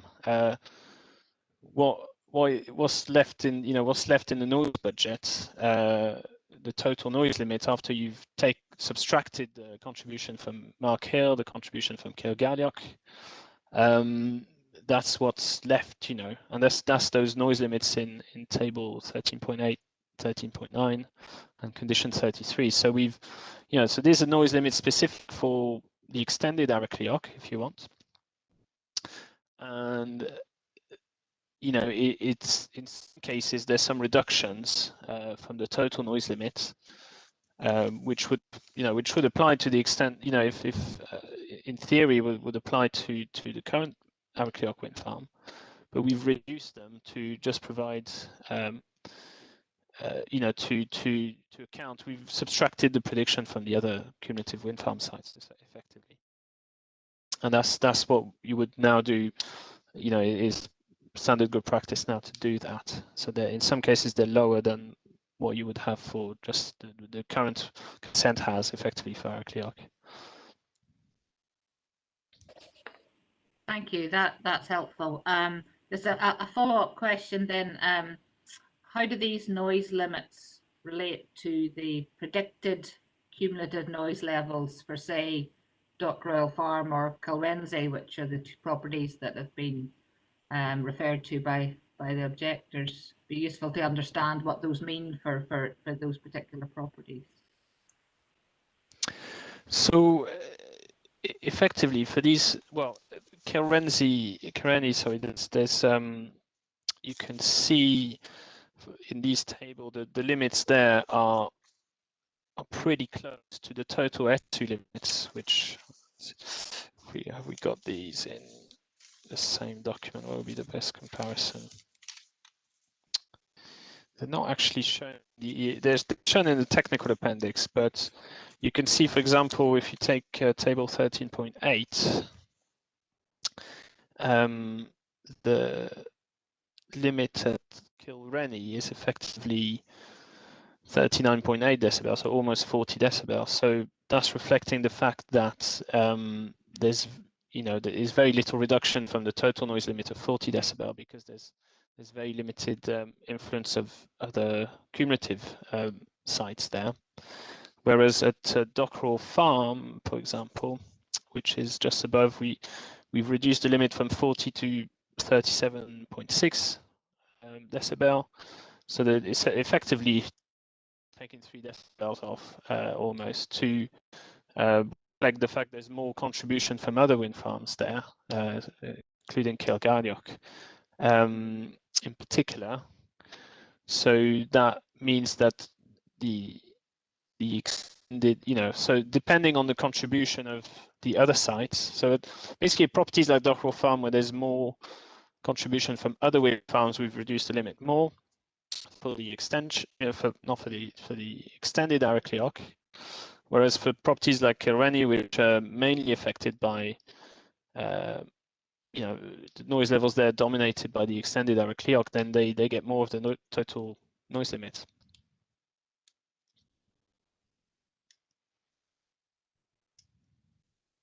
If that makes sense. I'm not sure that's totally. I think the question that in your technical appendix is it maybe table 15 that is where you're comparing. You've assessed what you consider to be the predicted noise levels for these properties, and it's just trying to understand where those predicted noise levels sit in relation to the limits. Yeah, I think what you would need to compare. You need to compare the table 13 of the technical appendix, which is the proposed development and the existing Arecleoch turbines. So that's the prediction for the extended Arecleoch turbines, and it is those predictions that you would need to compare with these limits effectively, because that's what they would apply to. Whereas table, effectively the predicted cumulative levels, which is table 14, they are compared with the total S2 limit, the total budget. So you look at the predicted cumulative level, you compare that with the cumulative noise limit, which is the total limit, and we conclude therefore that you have that in table 15 and 16. So that shows that yes, cumulative levels are below the cumulative limit, But then the planning condition limit can only apply to Arecleoch extension. As one wind farm. We can't have a planning condition that applies to what Mark Hill is doing or other wind farms. That wouldn't be a suitable condition. So we then have to apportion that total noise limit to a limit specific to Arecleoch and extension. And that's where we do this apportioning process to see, well, what's left in the total budget that applies to just the extended Arecleoch. Okay, thank you. David, do you want to ask any more questions on that? I was just, if we're just staying on 15, just by way of illustration. So this is table 15, isn't it, in technical appendix. So that's showing us, the difference between the derived limits and the predicted emissions, and the conditions are based on the former. The conditions are based on the limits, as I think I understood you, Dr. Can. You're saying you set the limits by, in effect, working out what the remaining budget is and giving that to the extension. Yeah. So, but those limits are in some, for most properties or for many properties, much higher than the actual predicted emissions. So I suppose we were interested in that the scale of that difference. And I think I understand that you set the limits and the conditions based on the ETSU derived limits rather than based on your actual predicted emission levels. But I suppose is the implication of that being that one has to assume now that the noise budget is taken up and that therefore there would be no more headroom for any other wind farm, not anywhere near the extension, but in this general area or this close area, that this would be the noise budget gone. Is that, I understand that right? That's correct. Yeah, we took the total, but we took the total limits, take off the predictions from the current, the current, wind scenario, including Chamori as well, which may be built, and we said, well, that budget can go to our Arecleoch and extension. It is, but in some cases, the predictions we have for Arecleoch and extension are quite away from that. So there's always a. I mean, look, the current consent for existing Arecleoch in theory allows up to full, the full ETSU limit, but in practice it might not necessarily be used. Just because we set a limit doesn't mean it's necessarily going to be used. So, for example, you've got properties like Rennie, which effectively control the noise from this extension, and you could not have much higher noise levels with, without starting to be too close to that limit. So that's going to be the control. But at this stage in time, we have to look at what's the budget and allocate it on that basis. But it's based on the current snapshot. That's true. And that approach of seeing what the budget is and taking it, if you like, and building it into the conditions, that's in accordance with ETSU and or that and the good practice guidance. Yeah, that's just that's standard practice. It's certainly, well, I wouldn't say there's, every cumulative site is different in my experience. The general principle, yes, is that we can't give the full limit to each site. We have to apportion the limits between the different projects. And in some cases we have discussions of that case with the local authorities about the exact process. I think that what you can't do is consent to exactly the predictions in the EIA, because that would just constrain, that would just limit the selection of the turbines to be had on the site at a later stage. So there's a balancing there, but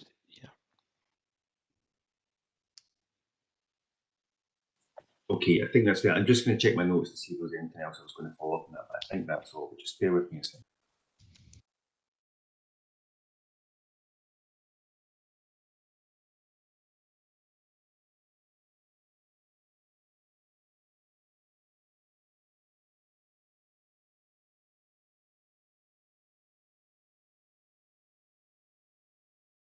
No, that's fine. I'll pass back over to you, Alison. Thank you, Dr. Kent. Okay, Dr. Kant, if I could maybe take you to paragraph 4.12 in your inquiry report.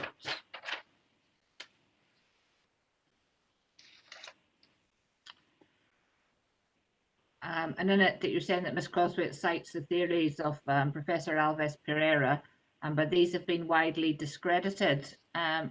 Just want to check with you, have you provided us with evidence to back up that statement? I know you refer to CD 11.1. 1 minute.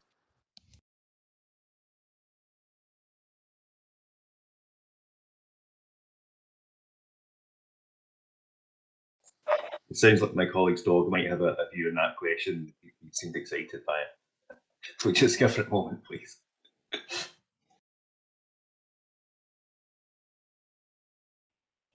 Apologies, postman. We knew that was going to happen at one point. We nearly got through. So sorry, Dr. Kant. So yeah, I was asking you in terms of paragraph 4.12 about the theories of Professor Alves Pereira had been widely discredited, and I was just going to ask you about the evidence to back up that statement. Yes, so this comment is both in relation to my understanding from the review, the paragraph I cite below, the Health Protection Agency, which comments on the theories of the group who suggested this pathology of the vibroacoustic disease, and saying that they point out in the review in the document, the Health Protection Agency document CD 11.1, they point out a few issues, but they say that the disease has not gained clinical recognition, and they basically attribute little weight to it. So that's one aspect in the in the kind of from a health point of view. But I would also comment on the from the all the reviews. I've seen other reviews that make similar comments on from a health perspective, so I'm just quoting these. But also in terms of my peers in the wind farm noise assessment community, I would say I don't know of anyone that is considered these the evidence provided in relation to wind turbine noise and vibroacoustic diseases. We're aware of these publications. I mean, I was there when Professor Alves Pereira presented the results at the Lyon conference, and she was, questioned on these results very strongly, and their assumptions in terms of particularly the input, the not so much the health symptoms as she points out, but the fact that there's the high level of the infrasound being as an input of the of this pathology, which we know from experience in acoustics that there's plenty of infrasound in the general noise environment. So and that's not been taken. These theories have not been adopted by people. Well, I'm not aware of any body or national body that's or other studies that reference this as a credible effect. And I think if Professor Pereira said herself she had no evidence either way for whether there was an effect in relation to wind farm noise. The meaning of this, that's my interpretation of that.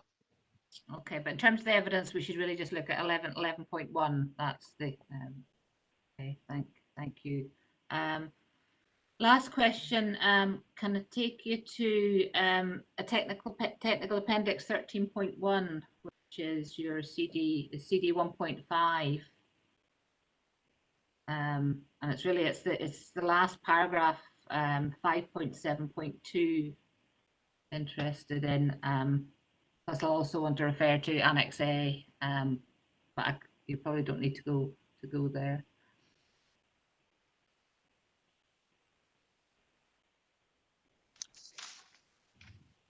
Yes, I'm there. Yeah. Okay, so in 5.7.2, this is where you've included some paragraphs on low frequency noise, vibration, and amplitude modulation.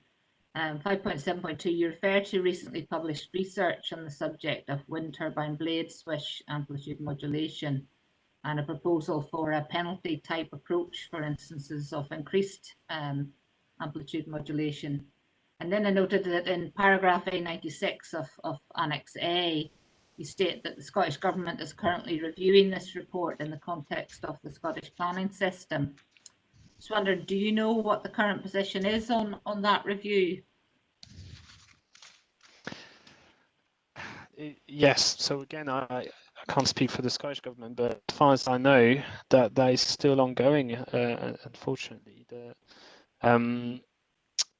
yes, the last publication I'm aware is a reference to this, that the Scottish Government is reviewing this report produced by the Department of Business, Energy and Industrial Strategy, which looked at all this subject of AM. I was involved in that research, but there's still no great consensus on that, and whether that's whether it's suitable to apply these controls. So I do not know the current status. As far as I know, is still as I wrote in that document. Okay, so we don't have a view from the Scottish Government as to the relevance of that at the minute. I've missed it. It's possible I missed it, but I'm not aware of anything now. Okay, that's all you can answer. Thank you.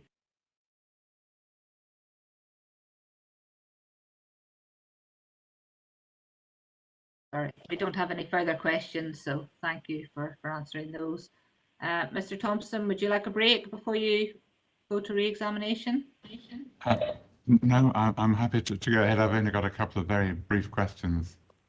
Okay, we'll press on. If I may. Hello again, Dr. Cand. Just a couple of very minor things. You were talking about the World Health Organization guidance from 2018. And I just wondered if you could give the reporters some sort of context about what sort of guidance the WHO gives about noise, whether that's the only document, whether there are high-level documents or more prescriptive ones, or just how it fits into the scheme of what they do. Yes, there is. We reference in our technical appendix some other guidelines from the WHO which date from 2000, and these guidelines were more they're extensively referenced. They're just general noise guidelines. If I could take, not sure if I could find straight away the reference, but essentially they were, they provided in around 1999, they provided some guidelines on, internal noise levels and some effects on sleep from levels inside, outside a house. These have not been superseded by. Oh, wait a minute, I've got the reference there somewhere. Yes, page 28. If you look at CD 11.2. Page 28. Is that right?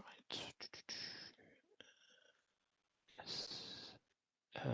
There we go. Yes, page 28 of that document. So numbered page 28. It says, third paragraph down below the, well, you got bullet points and you got two paragraphs. So that the second paragraph says, so these current guidelines for the European region supersede the guidelines from 1999. Nevertheless, the the group recommends that all indoor guideline values and values not covered by the current guidelines should remain valid. So essentially that previous advice, which we reference, which is extensively referenced on effects of different noise levels inside, outside the house, is still, well, certainly inside the indoor values are still applicable. But then it provides, review of the document. The strategic aim of the document is to provide a review on evidence on health, and to advise government. It's essentially, the purpose is to advise governments on what's the evidence base for different health outcomes related to noise. So they might not, doesn't mean they will decide to apply these guidelines as stated, and certainly, for example, in road traffic noise, if we overnight apply the limit of they're recommended in the document, then we would have to close most of our roads, really, to be honest. So there's I think it just allows governments to consider the implications and health benefits or disbenefits of different actions and guidelines they will impose. So they will look at, for example, the traffic noise evidence, and we'll say that, well, if we improve, if we reduce traffic noise by so much by certain outcomes and certain policy decisions, this will have this likely benefit on health. And similar for wind farm, wind turbine noise, they could look at the guidelines, even though they're fairly uncertain at this stage in terms of the exact numbers, but they could say, well, maybe, if we set a limit that's too high, then that would have potentially effect on too many people being annoyed. Or they might decide, well, no, that's the cost versus benefit. There's some decisions like that governments have to balance, cost versus benefit. So this gives them the evidence base in very general strategic terms in terms of how many, the quantity of people affected and the effect of different health outcomes. Yeah. Thank you, Dr. Kant. Just one final point.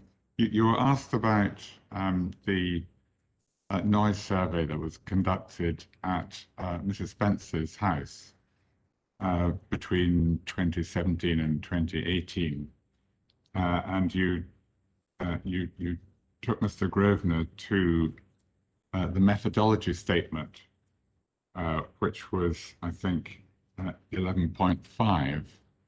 Just for completeness, was the report, the resultant report after measuring 11.8.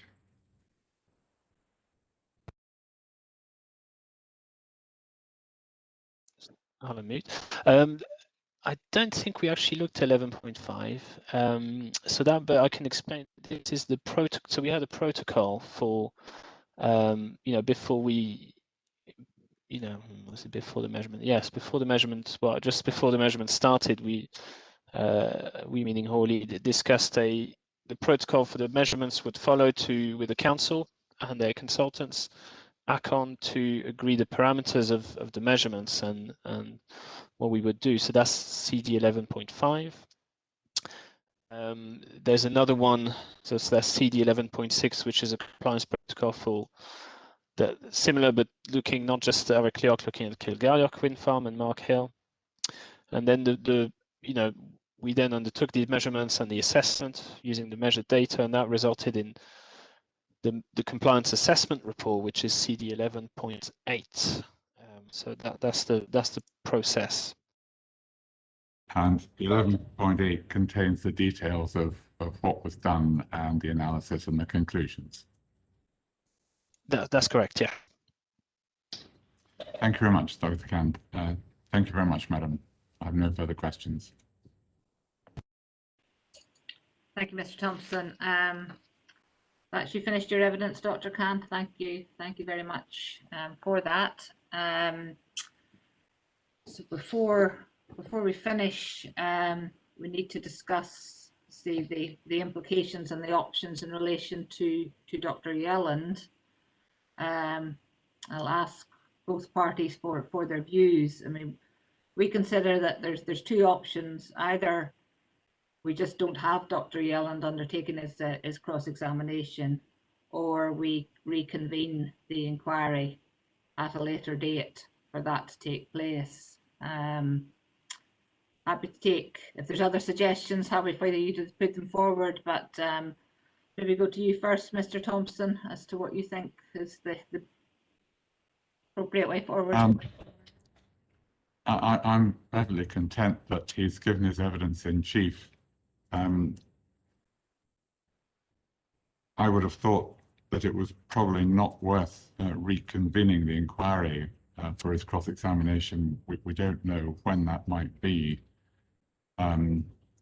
He's had it. I mean, I think that the main thing is that he had his opportunity to have his say, and he's done that. I'm quite happy to proceed on the basis of submissions on what he's said. So I wouldn't have thought that reconvening was worthwhile. Okay, thank you. Mr. Grosvenor, have you got a view on those options? I would concur with that in the circumstances, because we don't know, the extent, and it seems to be it would be an inordinate exercise to reconvene the inquiry for cross-examination of one witness, although Dr. Yelland is obviously a key witness, the objectors. Again, I mean, we'll provide our closing submissions, so obviously we can comment to the evidence that's being presented by Dr. Kant. And then of course there may be, this is the only thing I would say, is there may be possible rebuttals. I don't know whether that's, I know I've been involved in other inquiries where we have had rebuttals after statements of case have come through, but is that a possibility or not in this case? The our standard proceeding would be that objecting parties would submit their closing submissions first, and then the applicant gets the final say as such. So so there wouldn't be an opportunity for you to come back and comment on the applicant's closing submissions. But I think, I mean, certainly from our point of view, we're very comfortable that we've got Dr. Yelland's written evidence, and we've obviously got the evidence from all the other witnesses on behalf of Ms. Crothwaite and Ms. Spence's witness, and there's a lot of documentation that's been referred to as well. So I say we're certainly comfortable. I think that we've got enough to proceed with our consideration of all the evidence that's been put before us. So on that basis, then I think if we'll agree that we're really at the end of the oral sessions now, and we won't reconvene. But as I say, we wish Dr. Yelland well. Second thing that I need to come on to is site inspections, and good to see Ms. Crothwaite has rejoined us for that. Ms. Crothwaite, you sent, I think it was back at the end of November, we asked for suggestions of places if people felt that we needed to make accompanied site inspections, and you sent us an email with the list, I think, of the 5 additional monitoring locations, plus then another 5 locations that I think you said in that email that you thought were more representative of noise sensitive properties. Now, looking back then at your the evidence that's come in your inquiry report and precognition, I don't think, unless I've missed it, that you've led direct evidence on each of these other locations. So I suppose what we just want to check today is, do we still need to make accompanied site inspections?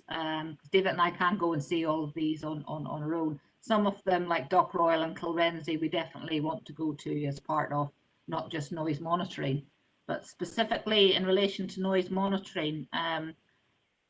What do you feel about the need for accompanied site inspections, on the basis that it's something that we would need you to, if we need access to individuals' properties, would need you to arrange that for us? So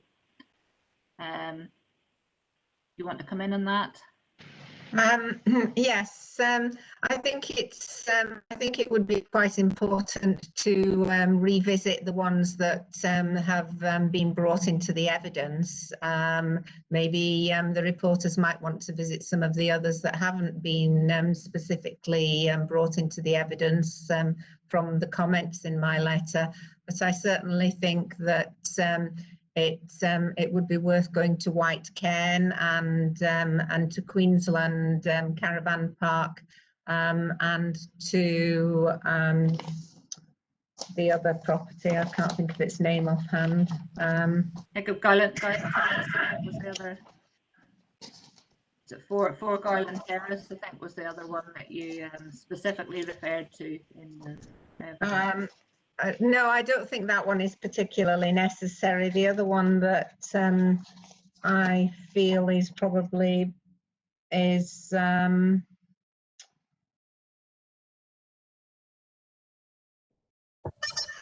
Brooklyn.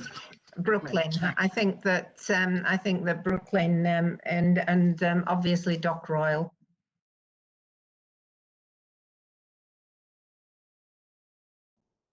And obviously Kilrenny as well. If you let me know how many of these you would like me to arrange, obviously Miss Spence is listening, so I'm sure she's very agreeable to us all going there. But I'm very happy to arrange visits to all the others because I'm in contact with all the owners. Okay, so that would be an accompanied visit to Brooklyn, Queensland Caravan Park, White Cairn, and then we'd be going to Dock Royal and Kilrenzy beyond just looking at monitoring. Would that cover it from your point of view? Yes, it might be worth going to Knockcroon from the I know it was covered in visual, and I know it's in my evidence and I think it would be very worthwhile for you to have an accompanied visit there to see how it could possibly be impacted by both noise and visual. And it looks right across the valley to the Knockiecoid ones that have been mentioned in my evidence as well. The connection can clearly be seen from there. Okay, we had obviously hoped to do these visits beforehand, and we were actually just about to send out the arrangements before the travel restrictions came into play again. So what we'll do is we'll sort of hold fire, I think, probably for a few weeks to see what happens in terms of COVID restrictions, and then we'll write out to parties, but certainly it'll be very limited, I think, in terms of number of attendees, and at the minute we're not able to go into properties, but it's probably a fluid situation, and we'll try and get that arranged. But we'll say we'll do it in writing, and obviously we'll be in touch, Miss Spence, with yourself as well about arranging a visit to Dock Royal. Is that okay to everybody? Yeah, Mr. Thompson. Sorry to be a nuisance, madam. The houses in Gowland Terrace have been suggested to me as somewhere that might usefully be included.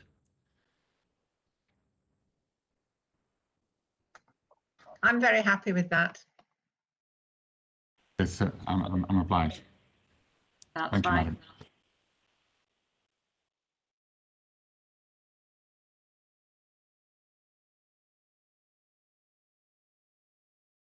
Okay, final point that I have is in relation to closing submissions. So while this is the end of our oral evidence, we had a further information request in relation to private water supplies, which I think runs until 19th of February. I think tomorrow, I think, is the deadline, Ms. Crosthwaite, for Dr. Connor to respond, I think, to the applicant's initial submission, and then the applicant gets another week to comment on anything that's come back from yourself and the council. So our suggestion again, we'll put this in writing because obviously all parties aren't available, aren't involved today, but would be that closing submissions from objectors would be required by the 5th of March, and then the applicants would have another 2 weeks, which would take us to the 19th of March. I say we'll write out to all parties on that basis, but that just gives you a heads up of that. If I could just say that Dr. Connor's well aware, and she'll have the report that she's doing for you tomorrow. Lovely, that's very helpful. Thank you. Anything else anybody wants to raise before we close proceedings?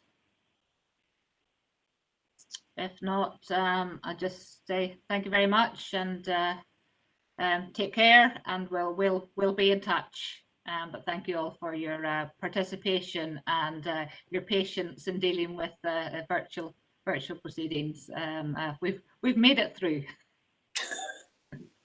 Thank you all. Yes. Thank you very much too. Thank you. Bye.